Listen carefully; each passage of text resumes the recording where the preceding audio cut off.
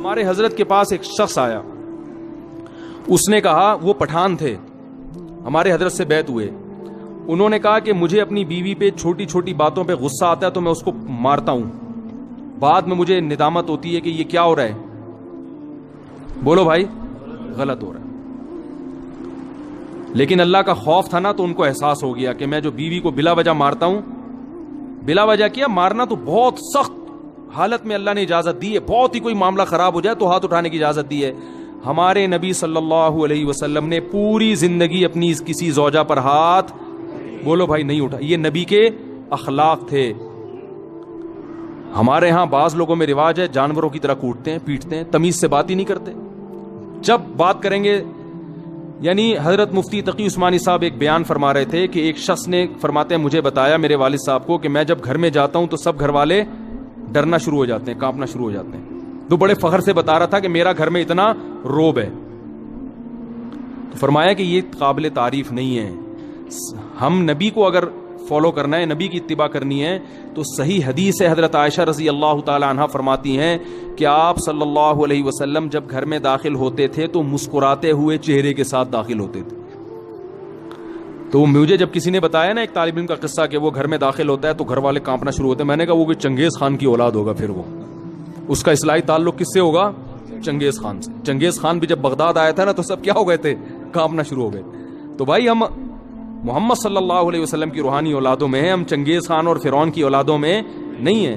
تو گھر والوں کے بارے میں بھی آپ صلی اللہ علیہ وسلم نے اخلاق بتائے ہیں. ہمارے ہاں جو طاقتور مرد ہوتا ہے وہ عورت کے حقوق پی جاتا ہے. وہ شریعت صرف عورت کے بارے میں جانتا ہے, اپنے بارے میں شریعت نہیں جانتا. کہ میں جو اتنا غصہ کر رہا ہوں بیوی کے اوپر, بلا وجہ بات بات پہ سختی کر رہا ہوں, کھانا تھوڑا دیر سے پک گیا تو اس کو مارنا شروع کر دیا, ڈانٹنا شروع کر دیا, تانے دینا شروع کر دیے, اس کے بارے میں بھی قیامت کے دن مجھ سے سوال ہوگا. ایک میں واقعہ سناتا ہوں پھر اپنی بات کو ختم کرتا ہوں. دیکھو, ایک صحابی نے اپنی ایک باندی تھی, عبداللہ ابن رواحہ رضی اللہ تعالیٰ عنہ, بڑے مجاہد صحابی تھے. عبداللہ ابن رواحہ بڑے مجاہد صحابی تھے. ان کی ایک باندی تھی, وہ باندی بکریاں چرایا کرتی تھی, ریوڑ لے کے جایا کرتی تھی. تو ایک بڑی اچھی خوبصورت بکری تھی, بڑی نسلی بکری تھی. عبداللہ ابن رواحہ نے اپنی باندی سے کہا, آپ لوگ کی توجہ ہے نا, مجھے اصل میں ذرا چیخ کے بولنا پڑ رہا ہے تو, کیونکہ وہ اسپیکروں کا سیٹ اپ تھوڑا سا اخپل طریقے والا ہے آپ لوگوں کا, تو اتنا چیخ کے جو ہے نا آدمی پھر سنائی تو صحیح دے رہا ہے, لیکن وہ اس لیے دے رہا ہے نا کہ میں بہت چیخ رہا ہوں. بیان ہو رہا ہے چیخنے کے خلاف اور چیخنا مجھے خود پڑ رہا ہے. وہ ایک مولوی صاحب تقریر کر رہے تھے, میں ان کی تقریر سننے گیا, وہ بہت چیخ کے بول رہے تھے, حضرت علی نے فرمایا. وہ اتنی زور زور سے بول رہے تھے, میرے کان میں تکلیف شروع ہو گئی. میں نے کہا کہ حضرت علی نے کیا اتنی زور سے فرمایا تھا؟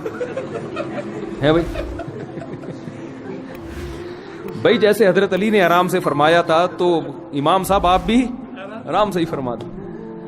تو آرام سے ہی بات کرنی چاہیے نا, چیخنا چلانا یہ شریعت میں پسندیدہ کام نہیں ہے. لیکن لاؤڈ اسپیکر ہی وہ آپ لوگوں کو شاید اتنا اندازہ نہ ہو سسٹم کا, تو اس لیے مجھے چیخنا پڑ رہا ہے بہت زیادہ. تو میں واقعہ سنا رہا تھا کہ بھائی دیکھو, ہمیں اپنے اخلاق بھی عورتوں کے ساتھ, جو گھروں میں خواتین ہیں نا, اس میں چنگیز خان بننے کی اجازت. میں آپ کو ایک بات بتاؤں, اگر ناراض نہ ہو, کراچی اور پنجاب میں مردوں کی شکایتیں آتی ہیں کہ بیویاں ظلم کرتی ہیں, اور بلوچستان اور کوئٹہ اور کے پی کے سے خواتین کی شکایتیں آتی ہیں کہ مرد ظلم کرتے ہیں. ہو سکتا ہے یہ غلط ہو, رپورٹ غلط ہو, لیکن کچھ تو حقیقت ہوگی نا اس میں, کیونکہ یہاں مردوں کی حکومت ہے اور اللہ کا بڑا فضل ہے, اس پہ اللہ کا شکر ادا کرنا چاہیے. لیکن مرد کا جہاں روب ہوگا تو مرد اس روب سے ناجائز فائدہ اٹھانا شروع کر دیتا, ناجائز فائدہ اٹھانا شروع. تو حضرت حکیم الامہ مولانا شرف علی تھانوی رحمہ اللہ تعالی نے لکھا ہے کہ مسلمان عورت کی یہ سب سے بڑی خوبی ہے کہ وہ جب اس کی شادی ہوتی ہے تو اپنے مرد کے علاوہ اس کی توجہ کسی اور کی طرف نہیں ہوتی. فرمائیے اتنی بڑی خوبی ہے کہ اس خوبی کے ہوتے ہوئے بیوی کی ہر خامی کو برداشت کر لو کہ یہ تمہاری ہے. جن لوگوں نے باہر ملکوں میں سفر کیا ہے نا, وہ یہ جانتے ہیں کہ وہاں عورت میں ہر خوبی ہے, مگر اس کے بارے میں یہ بھروسہ نہیں ہوتا کہ یہ صرف میری ہے یا میرے علاوہ اس کی کسی اور کی طرف بھی رغبت ہے. یہ بہت بڑا عیب ہے. تو مسلمان عورت میں اب تک الحمدللہ خیر غالب ہے, وفا کرتی ہے اپنے شوہر کے ساتھ. شوہر کو فالج ہو جائے علاج کرے گی اس کا, بھاگے گی نہیں وہاں سے. باقی آپ ذرا جائیں نا دنیا میں سفر کریں تو میاں جب تک کما رہا ہے, صحت اچھی ہے تو میاں ہے, ذرا سا مسئلہ خراب ہوا عدالت سے طلاق لی اور کسی اور سے شادی کر لی. ہمارے ہاں خاندانوں میں جب نکاح ہوتا ہے تو زندگی بھر کے لیے ہوتا ہے, جب تک کوئی بہت سخت مشکل نہ ہو طلاق کی طرف نہیں جاتے. تو یہ بہت بڑی خوبی ہے. تو کے پی کے سے اور بلوچستان سے جو شکایتیں آتی ہیں اس میں مردوں کی سختی کی شکایتیں آتی ہیں کہ مرد عورتوں پہ بولو بھائی ہاتھ اٹھاتے ہیں, چھوٹی چھوٹی باتوں پہ مارتے ہیں, تانے دیتے ہیں. آپ لوگ کے علاوہ کی بات کر رہا ہوں, آپ لوگ ناراض نہ ہوں. آپ لوگ کے علاوہ جتنے مرد ہیں جو میرا بیان نہیں سن رہے ان کی بات کر رہا ہوں کہ وہ بیویوں کو مارتے پیٹتے بھی ہیں, بلا وجہ چھوٹی چھوٹی باتوں پہ ڈانٹتے بھی ہیں.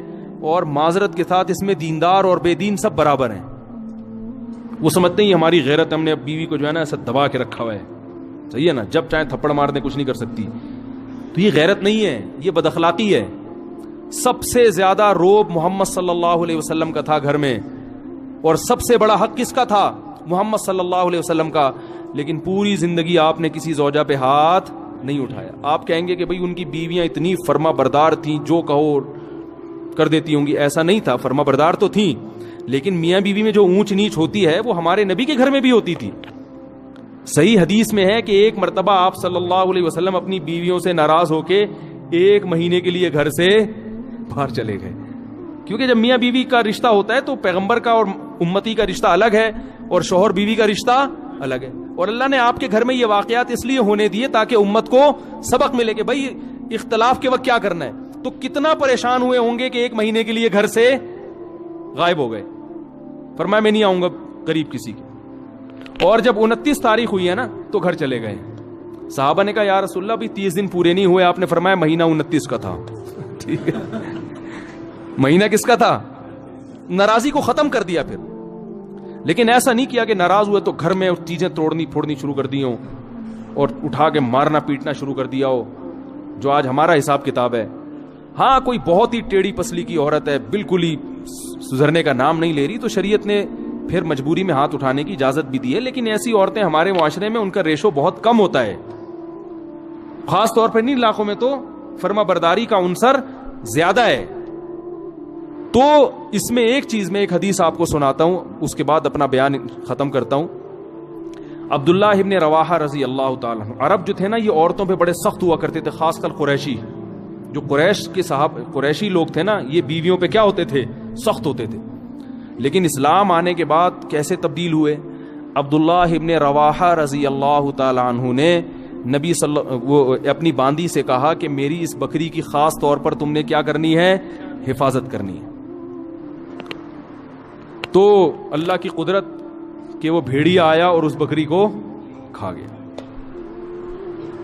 عبداللہ ابن رواحہ کا غصہ آیا اور انہوں نے 1 تھپڑ لگا دیا باندی کے, صرف 1 تھپڑ مارا ہے, بیوی کے نہیں بلکہ, حالانکہ باندی کا درجہ بیوی سے, باندی تو نوکر ہوتی ہے نا, غلام ہے, لونڈی ہے, اس کا وہ مقام تھوڑی ہے جو بیوی کا ہے. 1 تھپڑ لگا دیا. عبداللہ ابن رواحہ رضی اللہ تعالیٰ عنہ چونکہ مسلمان ہو چکے تھے نا, زمانہ جاہلیت میں تو ہوتے تو 20-30 تھپڑ مار دیتے کہ بھئی اس نے غلطی کی ہے. ہم ہوتے ہم کیا کہتے ہیں, یار بھیڑیے نے کھانا تھا تو اسی بکری کو کھانا تھا ہے بھائی, اور بکریاں نظر نہیں آئیں, اس کا مطلب تمہارے بھیڑیے کے ساتھ کیا ہیں؟ تعلقات ہیں. ٹھیک ہے, تم نے مخبری کی ہے بھیڑیے کو, اسی کو کھاؤ آ کے. 10 باتیں سوچتے اور منفی ذہن چلتا. عبداللہ ابن رواحہ نے غصے میں 1 تھپڑ لگایا, مگر ندامت ہوئی. کیوں؟ اسلام لا چکے ہیں, ان کو پتا ہے کہ ایک ایک عمل کا قیامت کے دن جواب بولو بھائی دینا پڑے گا.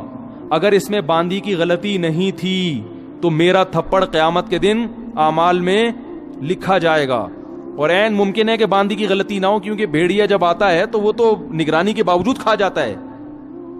اب احساس ہوا تو رسول اللہ صلی اللہ علیہ وسلم کے پاس آئے, عرض کیا یا رسول اللہ میں نے باندی کو تھپڑ مار دیا, کیا مجھ سے ظلم تو نہیں ہوا؟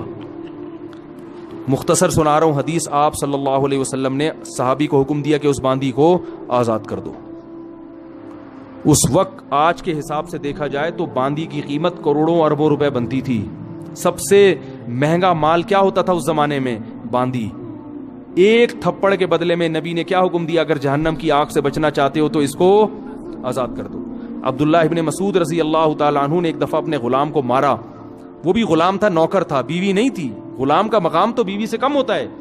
جب مارا تو آپ صلی اللہ علیہ وسلم نے کیا حکم دیا؟ فرمایا اللہ اقدر علیک منک علیہ. اے ابن مسعود، جتنی تجھے اپنے غلام پہ قدرت ہے نا، اللہ کو تجھے اس سے بھی زیادہ قدرت، اللہ کو تجھ پر اس سے بھی زیادہ قدرت ہے. تو آج اس کو مار رہا ہے اس لیے کہ تیرا نوکر ہے، یہ کچھ نہیں کر سکتا. اللہ تیرے گناہوں پر اگر سزا دینا تو بھی کچھ نہیں کر سکتا، کیونکہ اللہ کو تجھ سے بھی زیادہ طاقت ہے. تو جیسے تو یہ چاہتا ہے کہ تیری خطاؤں کو اللہ معاف کرے، تو تو بھی اپنے ماتحتوں کی غلطیوں کو معاف کر. عبداللہ ابن مسعود رضی اللہ تعالیٰ عنہ ڈر گئے. فرمایا ہوا عتق لوجہ اللہ یا رسول اللہ، بس اس کا کفارہ یہ ہے کہ میں نے اللہ کے لیے اس کو آزاد کر دیا.